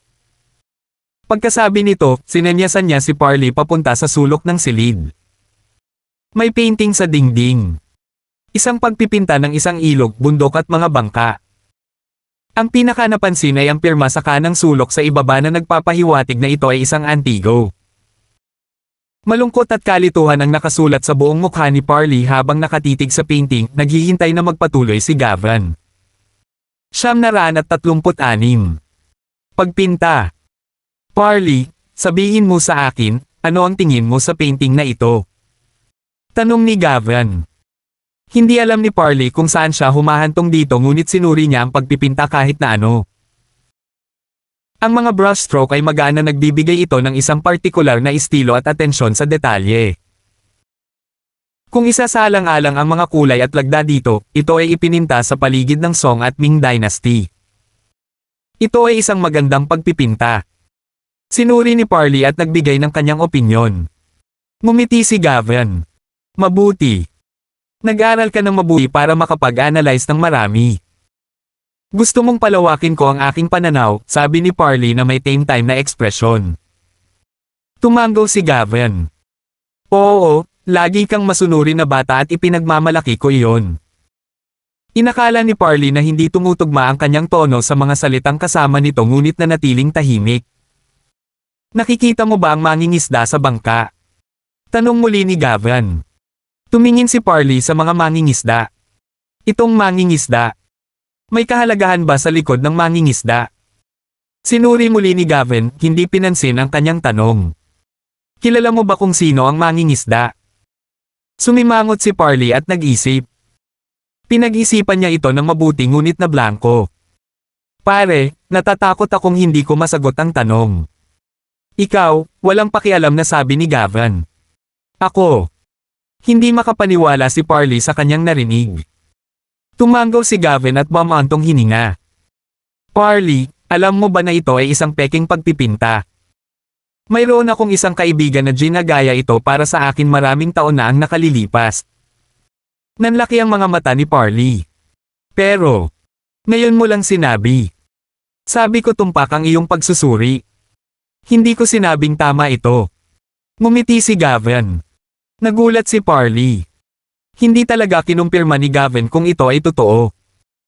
Parley, sabi ko natutuwa ako na masunurin kang bata. Pero mas masaya sana ako kung wala ka. Hinangad ko ang araw na masuwihan ka ngunit hindi dumating. Tinapik ni Gavin ang kanyang balikat. Si Parley ay ganap na nawala. Bakit? Ang isang mabuting anak ay nakikinig sa kanyang ama. Ngunit hindi siya kailanman magiging isang mahusay na anak. Dahil kung ang gagawin niya ay makinig, nabuhay lamang siya sa landas ng kanyang ama at hindi sa kanyang sarili. Ang kinabukasan ng angkan na ito ay hindi nangangailangan ng kasaysayan nito. Kailangan nito ng isang bagong pananaw. Mahina ang mga salita ni Gavin. Masunurin ka mula pa noong bata ka at maaga ka pa. Palagi kang naniniwala na ikaw ang nag-iisang tagapagmana ng Gibson clan at itinaas mo ang iyong sarili sa publiko dahil dito. Kailangan mong maging disiplinado. Ikaw ay mahigpit sa iyong sarili at sa lahat ng tao sa paligid mo. Biglang inangat ni Parley ang kanyang ulo. At bakit mali? Ama, ang pagsunod ko ba ang dahilan kung bakit tumanggi kang gawin akong tagapagmana? Hindi. Ngumiti si Gavin. Ang tanging bagay na nagpapigil sa akin ay ang iyong katigasan ng ulo na manatili sa isang nakapirming landas. Namutla ang mukha ni Parley habang nakikinig. Hindi mo naisip na suwihan ako at hindi ka nag-alinlangan sa mga desisyon ko. Ibinigay mo pa ang iyong panganay na anak nang hindi mo na ako kinonsulta. Bakit mo naisip na tatanggihan ng Gibson clan ang pagpapala nito? Ama. Kinagat ni Parley ang kanyang mga ngipin. Kung ikaw iyon, hindi mo ba gagawin ang parehong? Mapait na ngumiti si Gavin. Gusto ko, gagawin ko. Kung gayon bakit? Ngunit hindi iyon ginagawang tama. Nagulat si Parley. Huminga ng mahabang buntong hininga si Gavin. Maaaring ginawa ko ang parehong pagpipilian ngunit hindi iyon nangangahulugan na iyon ang tama na gawin. Alam mo ba na sa nakalipas na 20 taon, nagising ako sa malamig na pawis na nagtatanong sa aking sarili kung magiging iba ang mga bagay kung tayo mismo ang magpalaki ni Justin. Kung kailangan kong magsakripisyo ng isang sanggol para sa kapakanan ng angkan, anong uri ng pinuno ang gagawa sa akin? Napaatras si Parley ng ilang hakbang. Pinunasan ni Sony ang kanyang mga luha sa likod nila. Namamaos ang boses ni Gavin ngunit sinubukan niyang humakbang ng may ngiti. Parley, sana'y matapang kang sabihin sa akin ang tungkol kay Justin. Sana ay lumitaw siya sa ating family tree. Kahit na hindi ko ito pinayagan, maipapasa ko ang angkan sa iyo ng may kaluwagan sa aking puso. Ang pagliligtas sa kanya ay magpapakita na iba ang proseso ng pag-iisip mo, ang inaasahan ko. Bagamat ito ay maaaring humantong sa parehong paraan, sa halip na hayaan mong kontrolin ito. Ama. Ako. Nalungkot si Parley. Hindi niya alam kung ano ang sasabihin. Lumingon si Gavin para harapin ang painting. Sinabi ko na ikaw ang mangingisda dahil ang nakikita mo lang ay ang ilog at mga bundok sa tabi mo. Hindi mo malalaman na isa ka lamang peking pagpipinta sa canvas. Pinadala kita para palawakin ang iyong pananaw sa isang dahilan. Ayokong makulong ka bilang inapo ng Gibson clan na may mga ideal na hindi sa iyo. Ngunit sa halip, sinayang mo ang iyong mga bagay at pag-aaral tungkol sa mga bagay na walang kabuluhan. Hinigpitin ni Parley ang kanyang mga kamao. Pare, paano si Justin? Wala siyang pakialam sa lahat ng ito. Bakit siya bumalik? Paliwanag ni Gavin. Si Justin ay iba sa iyo at sa akin. Paano kaya? Tumawa si Gavin.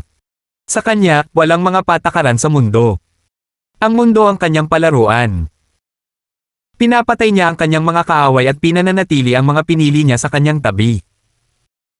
Wala siyang pakialam kung makakaapekto ito sa kanyang reputasyon o kung ito ay katanggap-tanggap sa moral.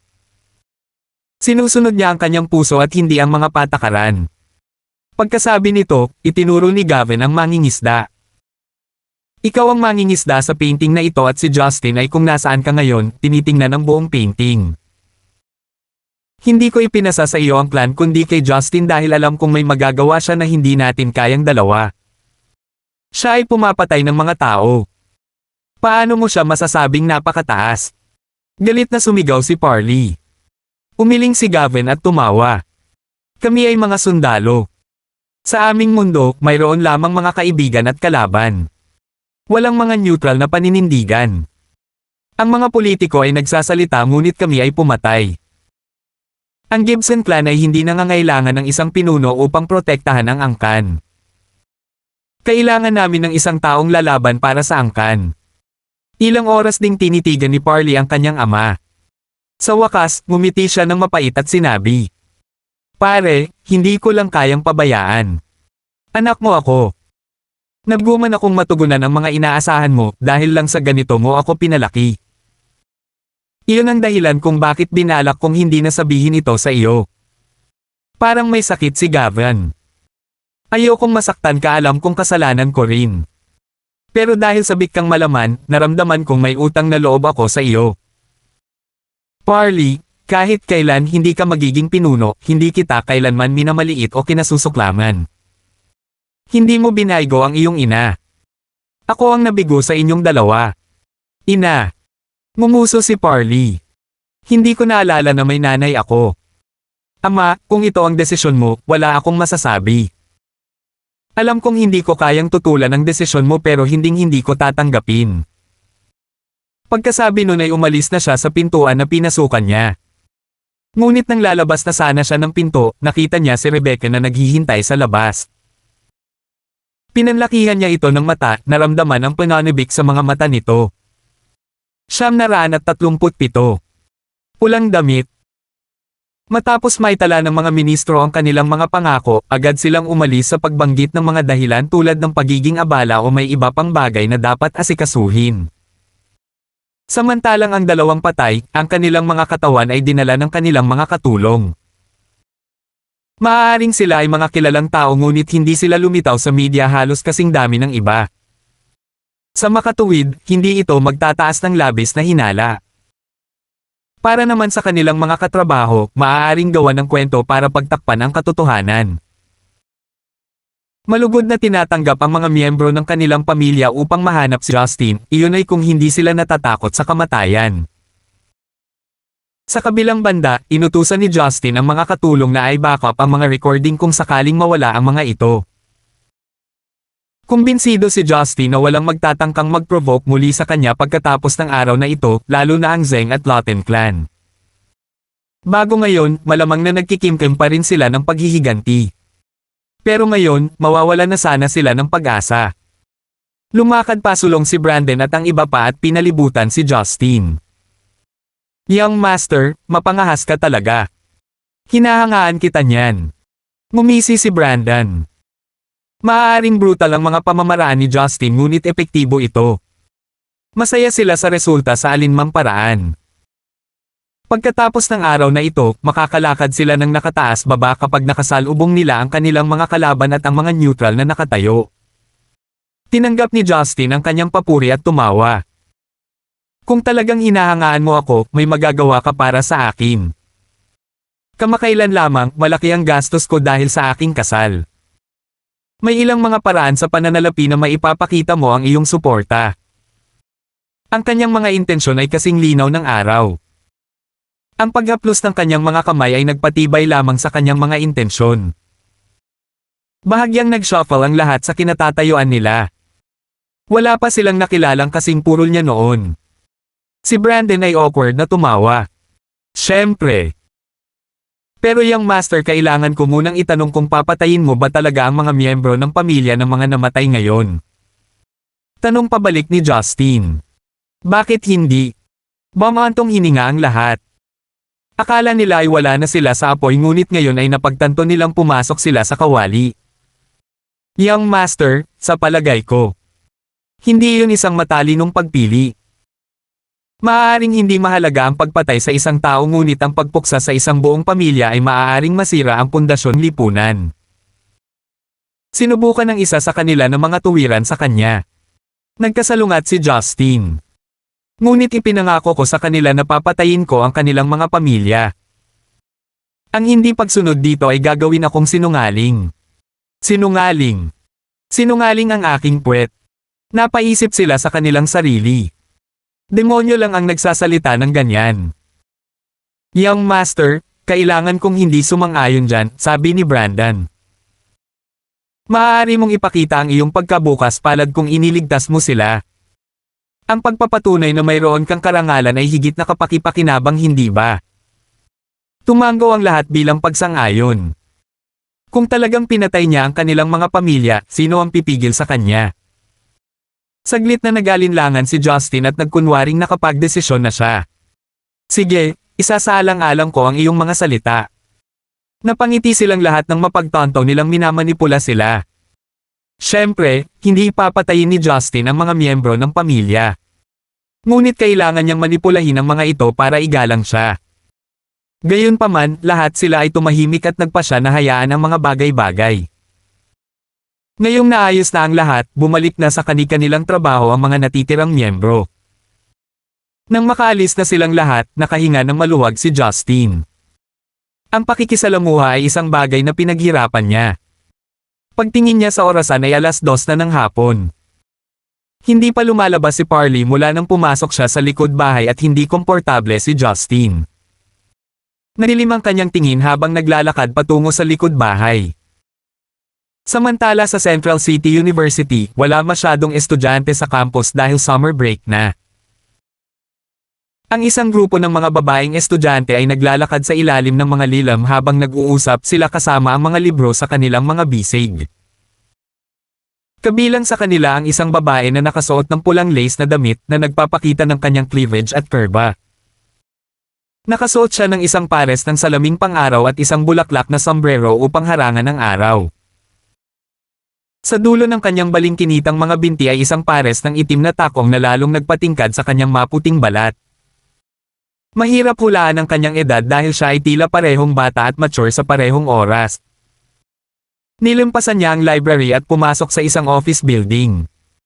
Dito nag-aaral ang mga high-achieving students pero walang tao dahil summer break na. Sa pinakaloob na silid ng opisina, may isang binata na nakabaon ng ulo sa mga libro. Knock knock knock. Kumatok siya sa pinto mula sa labas. Kumunat ang noo ng binata na naka-white shirt. Naiinis siya na may naririto para mang-istorbo sa kanya sa ganitong oras. Ang daming bakanteng kwarto, bakit may pumupunta sa pwesto niya? Nagmamaktol siya pero pumunta pa rin siya sa harapan para buksan ang pinto. Nanlaki ang mga mata niya sa gulat nang makita ang pulang silhouette sa harapan niya pagkabukas niya ng pinto. Ikaw. Ikaw. Bakit, munting Piley? Ako ito. Ganun ba ako, Katekot? Hinubad ng babaeng nakapula ang kanyang sombrero at sinukli ang kanyang mahabang itim na buhok. Sa paghusga sa kanyang makinis na balat, mahirap sabihin kung siya ay tumanda na. Ito ay walang iba kundi si Carmela Lo. Ang Carmela na di umano'y patay. Ang maliit na Piley ay si Tony. Laking gulat niya nang makita siyang nakatayo sa harapan niya. Nakatayo na ngayon sa harapan niya ang babaeng nakita niyang mamatay ng sarili niyang mga mata. Kung si Tony ay walang sapat na karanasan, malamang na mahimatay siya doon. Si Carmela ay mukhang mas bata kaysa dati. Lalo na ngayong bata pa ang katawan niya at may mature na pag-iisip. Nagsimulang bumilis ang tibok ng puso niya. Pero alam ni Tony na siguradong may mali sa babaeng ito. Casual na pumasok si Carmela sa silid at inihagis ang kanyang handbag sa tabi upang i-stretch ang kanyang katawan. Lumingon siya at humajejek. Munting pulubi, bakit tulala ka pa? Excited ka na bang makita ako kaya hindi ka makapagsalita? Napalunok si Tony at huminga ng malalim. Kumikislap ang kanyang mga mata ngunit nang lumingon siya, ang kanyang ekspresyon ay napalitan ng simple at tapat. Bakit? Ako. Lagi kong iniisip na patay ka na. Napahikbi si Tony at nabulunan. Lamambat ang mga mata ni Carmela at naglakad pasulong na nakabuka ang mga braso. Yumuko si Tony sa subconsciously at inilagay ang mukha sa kanyang busty chest. I'm sorry, pinag-alala kita. Bahagyang hinaplos ni Carmela ang kanyang buhok. Totoo na muntik na akong mamatay ngunit naawa ang Diyos sa akin. Tanong ni Tony habang nanginginig, W, saan ka ba talaga nagpunta? I missed you a lot. Namula si Carmela. Na-miss din kita. Hindi na niya nilabanan ang hawakan nito at nagkusa pa siyang makipag-ugnayan. Ipinulupot ni Carmela ang kanyang mga binti sa baywang ni Tony at bumulong sa kanyang tenga, natutuwa akong buhay ka pa. Nag-aalala ako na napatay ka ng bastard na iyon. Salamat sa Diyos na magaling ka. Alam kong makakatakas ka ng ligtas. Nakahanap na ako ng maghayganti sa akin. Maghayganti? Sino? Maingat na tanong ni Tony. Hindi sinagot ni Carmela ang kanyang tanong at nagpout. Ang tagal mo na akong hindi nakikita, sa tingin mo ba mas maganda ako? Tiningnan ni Tony ang kanyang batang mukha at hubog na katawan. Napalunok siya nang alam niyang nasa edad 40 na siya. Ang hindi lang niya alam ay kung paano niya nabawi ang kanyang kabataan. Pinigilan ni Tony ang kanyang pagkasuklam. Alam niya na ang kanyang kaligtasan ay nakasalalay sa kasiyahan ng kanyang tagapagligtas at sa kanyang sarili. Acting natural, he threw lustful glances at her as his hands moves into her dress. Gusto kita, paus na sabi ni Tony. Naging mapang-akit ang tingin ni Carmela. Masyado kang nagmamadali. But then again, naging masungit ka rin sa akin noong huling pagkakataon. Marami pa akong magagawa. Sabi ni Tony at dinampi ang labi niya sa labi niya. Masiglang tugon niya habang naghahalikan sila ng French sa isa't isa. Humihingal si Carmela dahil sa kawalan ng hangin. Alam ko na ngayon na ikaw lang ang nag-iisang nagmamalasakit sa akin at nagmamahal sa akin ng totoo. Nabuhay lang ako para mahanap ka. Ngayong mayroon na ako, gusto kong maging iyo habang buhay. Ibinaon ni Tony ang kanyang mukha sa kanyang dibdib. Nagniningning ang kanyang mga mata ng mali siya ngunit hindi ito nakikita ng sinuman. Tinulak siya nito sa mesa at diniinan. Makalipas ang ilang minuto, umalangaw-ngaw ang mahinang mga daing sa buong bakanting bulwagan. 938. Ang likod bahay ng mga mansyon ng Gibson clan ay puno ng mga halaman dahil ginawa ni Gavin ang paghahardin bilang isang libangan. Karamihan sa mga halaman na pag-aari niya ay kakaiba sa Zenica at mga regalo mula sa mga opisyal at ministro ng militar. Naglakad si Parley sa daanan ng natatakpan ng bato kasama si Rebecca. Pareho silang hanggang baywang sa pag-iisip ngunit hindi umimik kahit isang salita. Ibinaba ni Rebecca ang kanyang mga mata at binasag ang katahimikan. Inimbitahan mo ako dito pero wala kang sinabi kahit isang salita. Kung wala kang sasabihin, kailangan kong maghanda ng hapunan. Bumagsak ang puso ni Parley. Ganyan ka na ba galit sa akin? Narinig ko lahat ng sinabi mo sa kwarto. Pilit na ngumiti si Rebecca. Akala mo ba kaya kung ipagpatuloy ang pagpapanggap na parang walang nangyari? Tinatanggihan mo akong patawarin dahil kay Justin. Ikaw ang tumangging kilalanin si Justin bilang magiging pinuno, lalo na ang iyong anak, sabi niya na nanginginig ang mga labi. Hindi kayo mabubuhay ngayon ni Lester kung hindi dahil sa akin. Maaaring nawala siya sa akin ng mahigit 20 taon ngunit kilala ko ang aking anak. Hindi siya kumurap ng 2 beses bago kayong dalawa. At gayon paman, maglakas loob kang magsalita ng masama tungkol sa kanyang likuran. Si Parley ay nanatiling tahimik na ekspresyon.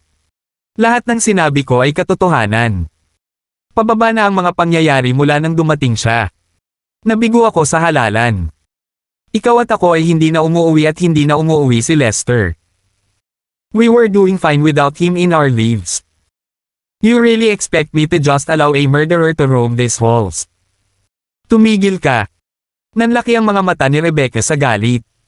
Wala kang karapatang pagsalitaan siya ng ganyan. Wala kang ginawa para sa kanya bilang ama niya at may lakas ka pa rin ng loob na itutok ang baril sa mukha niya. Paano mo nabubuhay ang sarili mo? Dahil sa kanya, lahat ng pagsisikap ko ay naubos. Paano kung masama ang bibig ko sa kanya? Ikaw. Tumingin sa kanya si Rebecca na hindi makapaniwala. Umiling siya at sinabing, ikinalulungkot kong isipin na may pag-asa para sa iyo.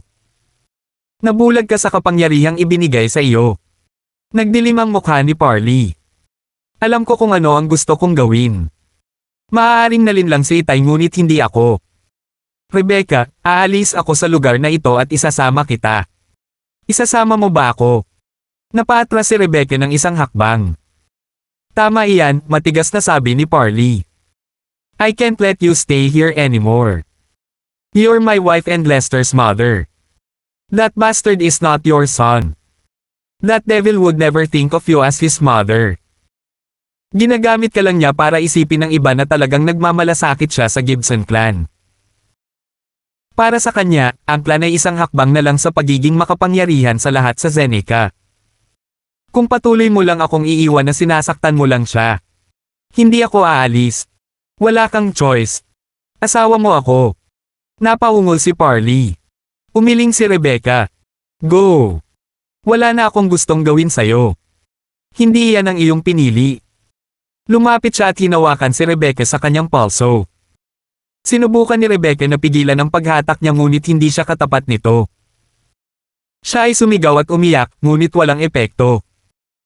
Laking gulat ng mga katulong nang makita ito ngunit sino sila para makialam. Sa sandaling ito, isang malalim na boses ang narinig sa likuran nila. Hayaan mo siya. Natigilan si Parley. Justin. Nagulat si Rebecca. Narinig ni Justin ang kaguluhan nang siya ay papunta sa likod bahay. Bibilang ako hanggang 3. Kung hindi ka bumitaw, gagawin kita, sabi ni Justin na walang pakialam. Nagtaas ng kilay si Parley at ninisyan. Sino ka sa tingin mo? 3. Namumula sa galit ang mukha ni Parley at nagsimulang manginig ang kanyang mga kamay. 2.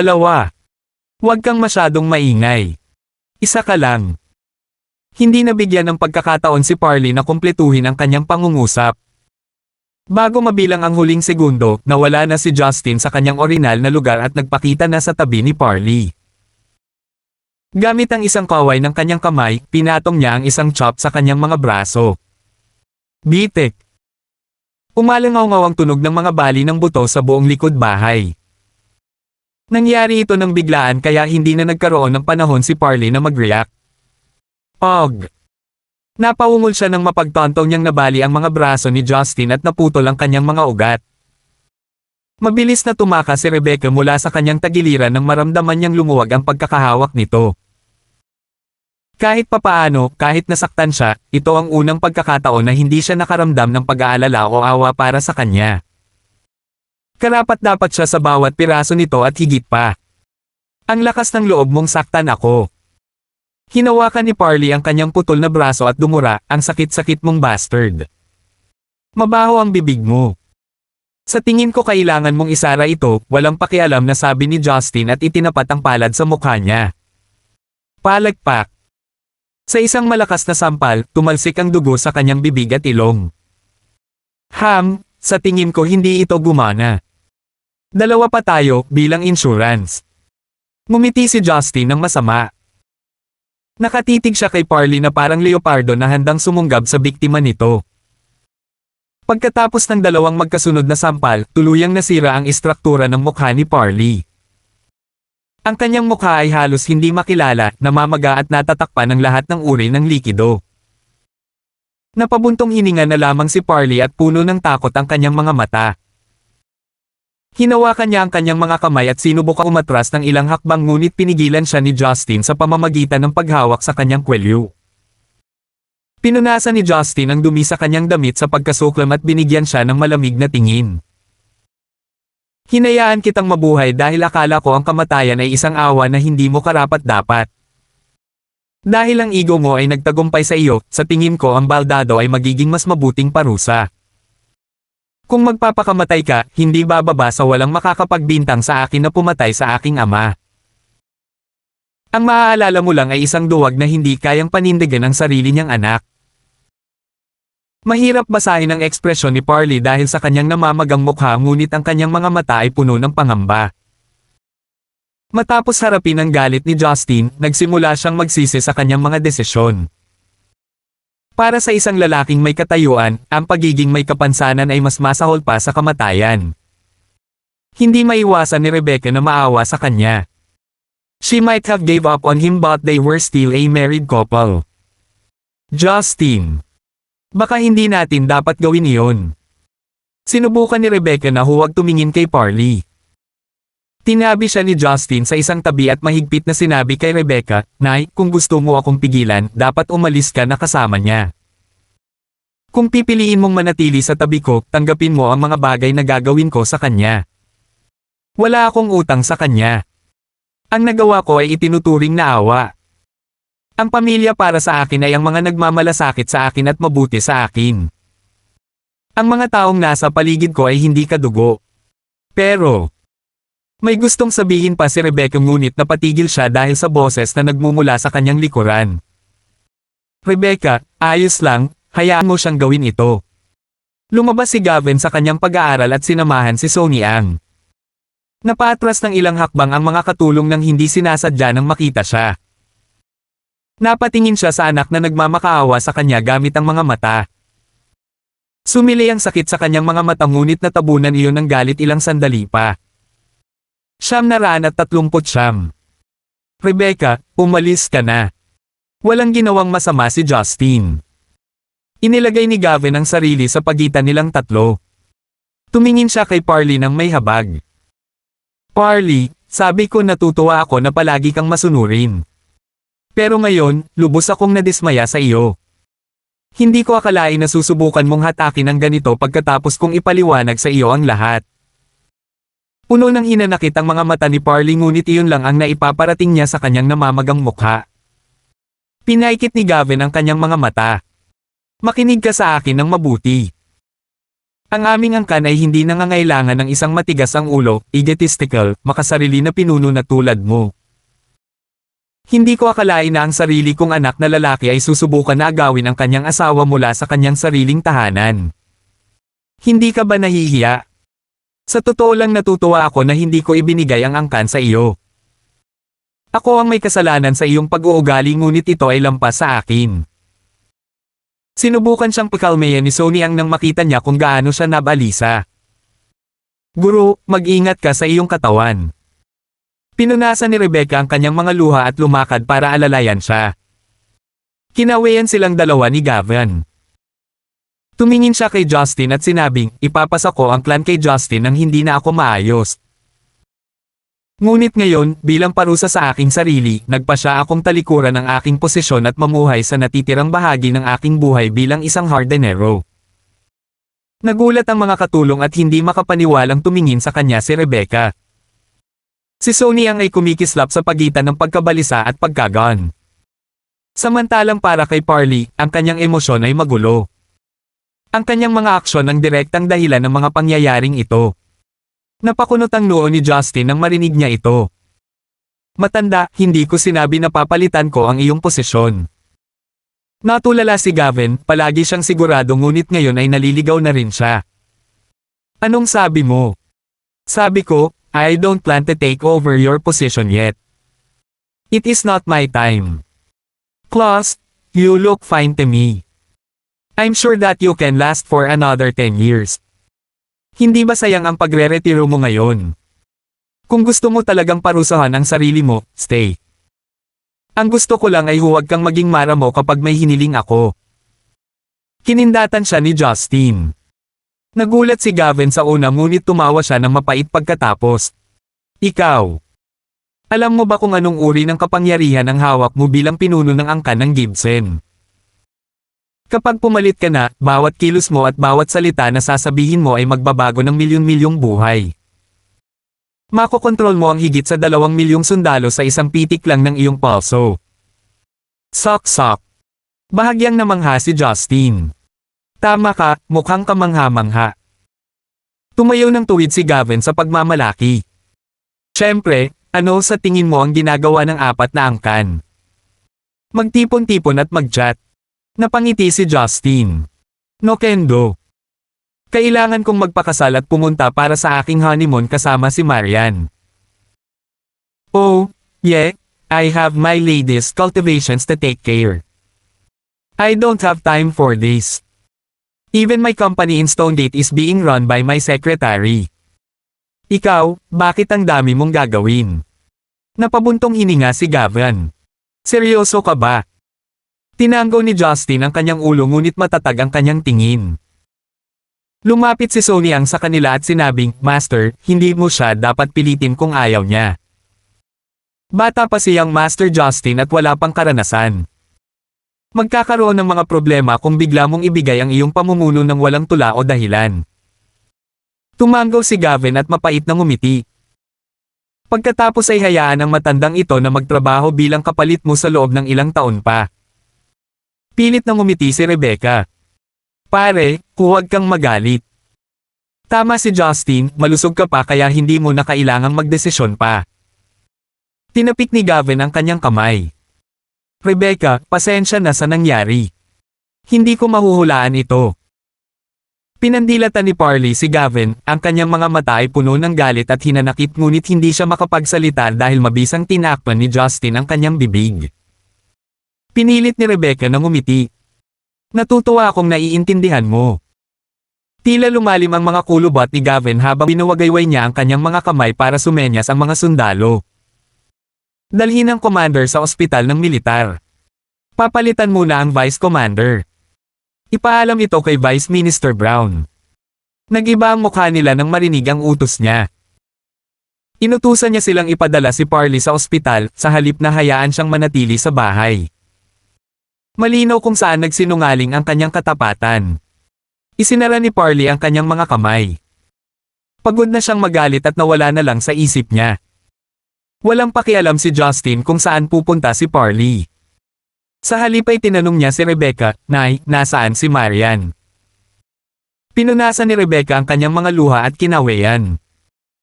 Pagkatapos ng lahat ng nangyari, nasa asawa mo lang ang iniisip mo. Bueno, hindi sapat ang puso ko para pangalagaan ang maraming bagay na ito, matapang na sabi ni Justin. Seryoso. Napabuntong hininga si Rebecca. Nasa gulayan siya. Gusto niyang tingnan kaya hinayaan ko na lang siya.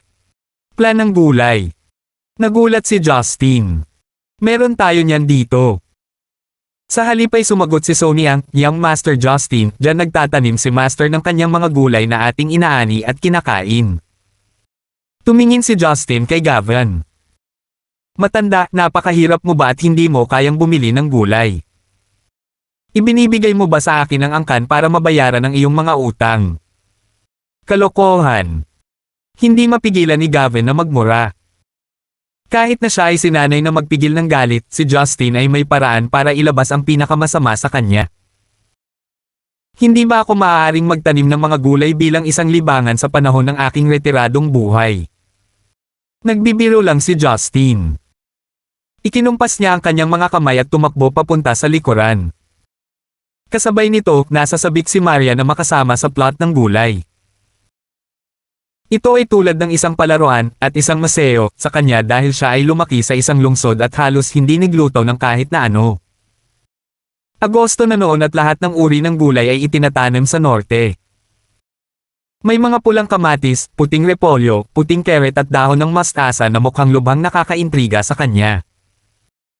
Walang pakialam si Marian kung marumi man ang kanyang takong habang lumilingon siya sa paligid para hawakan ang mga gulay.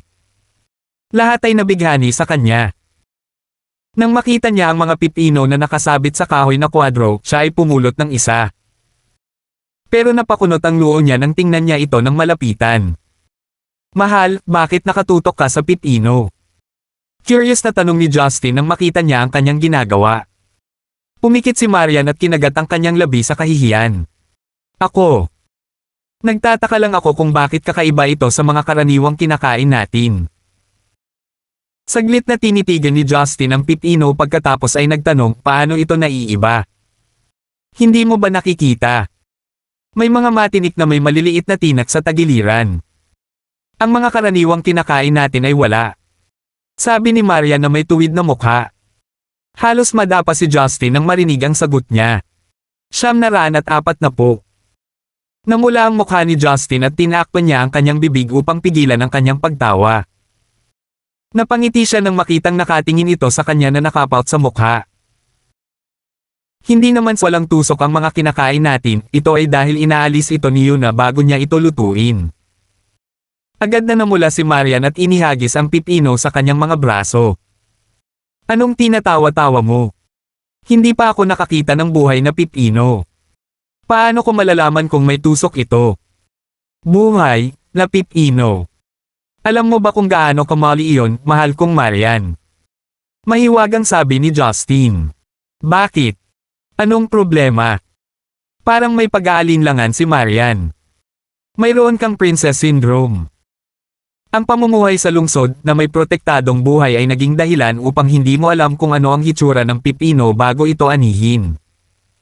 Napangiti si Justin. Ikaw ang may princess syndrome. Inis na pinandilatan ni Marian si Justin at tumakbo para makita ang iba pang mga gulay. Ngumisi si Justin at hinaplos ang kanyang baba.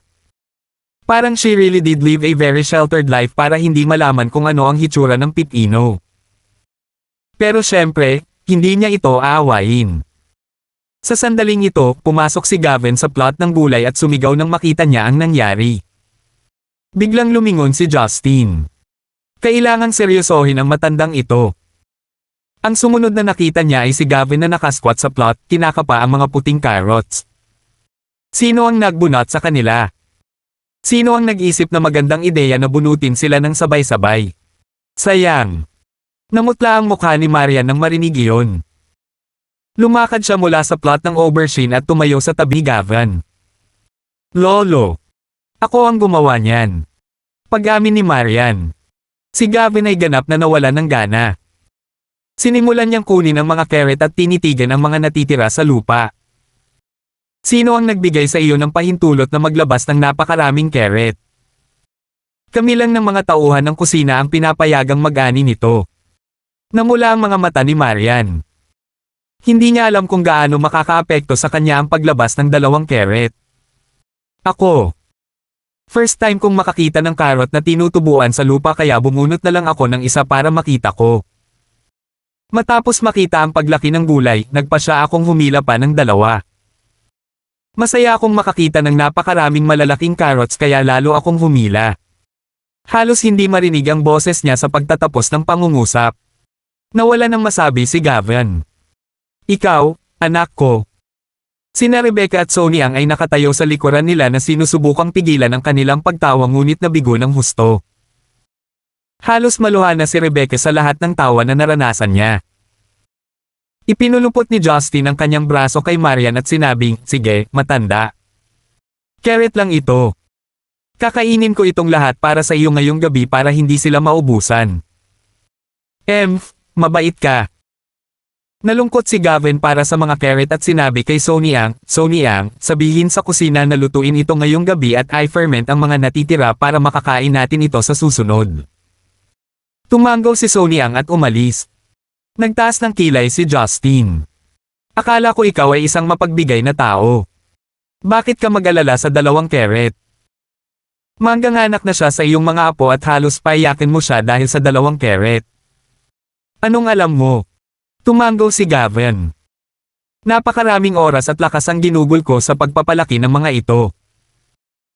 Siyempre, ikalulungkot kong makitang nasasayang ang lahat ng pagsisikap na iyon. Nahihiyang nagsalita si Marian, Lolo, paano ko itatanim pabalik ang mga carrot? Napabuntong hininga si Gavin sa sobrang inis. Talagang bata ka sa lungsod. Kapag nabunot na, hindi mo na itatanim pabalik ang carrot baka masira mo ito ng buo. Si Marian ay nakakaramdam na ngayon ng lungkot kaysa dati. Sige, huwag kang umiyak tungkol dito. Ako ang nag-imbite sa inyong lahat pabalik. Naiintindihan ko. Ikinaway ni Gavin ang kanyang mga kamay. Umupo ka sa bakuran. Uminom tayo ng tsaa at magkwentuhan. Walang nangahas na tumanggi. Lalo na hindi pagkatapos ng isang mini tantrum sa kanyang mga keret. Naisip ni Justin na nakakatuwa na makitang ganito ang matandang lalaki. Siya ay kalmado at composed sa pamamagitan ng nagngangalit na digmaan ngunit galit sa isang pares ng mga keret.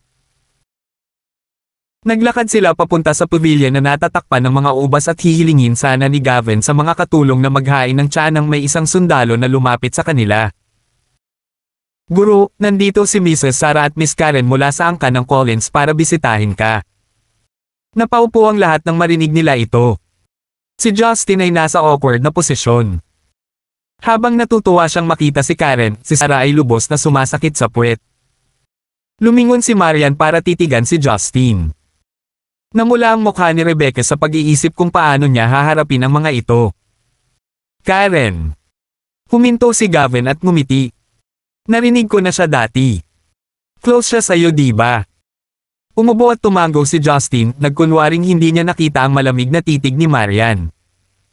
Well, papasukin mo sila. Pwede tayong lahat mag-tea.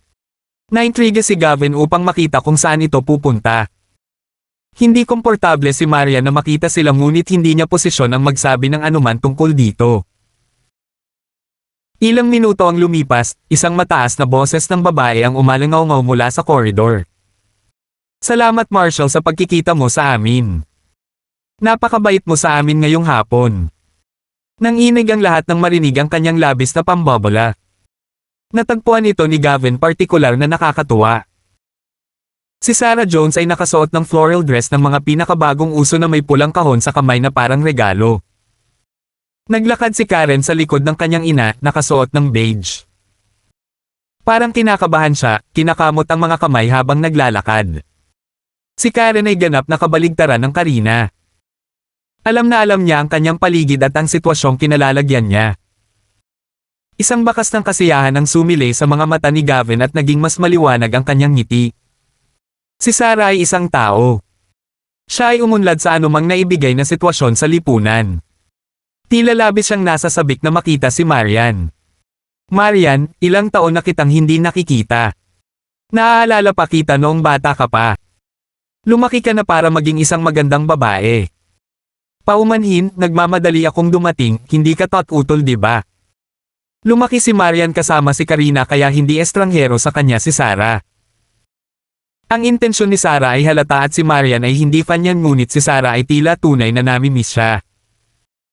Magiliw nang umiti si Marian kay Karen bago tumango kay Sarah. Siyempre hindi ako tot-utol, masaya din akong makita ka. Napangiti si Sarah at hinayla si Karen palapit. Sinasabi ko kay Karen na gumugol ng mas maraming oras sa iyo. Mas malapit ka kay Karina dahil ginugol ni Karen ang halos lahat ng kanyang pagkabata sa Sichuan sa pag-aaral ng martial arts. Pero ayos lang.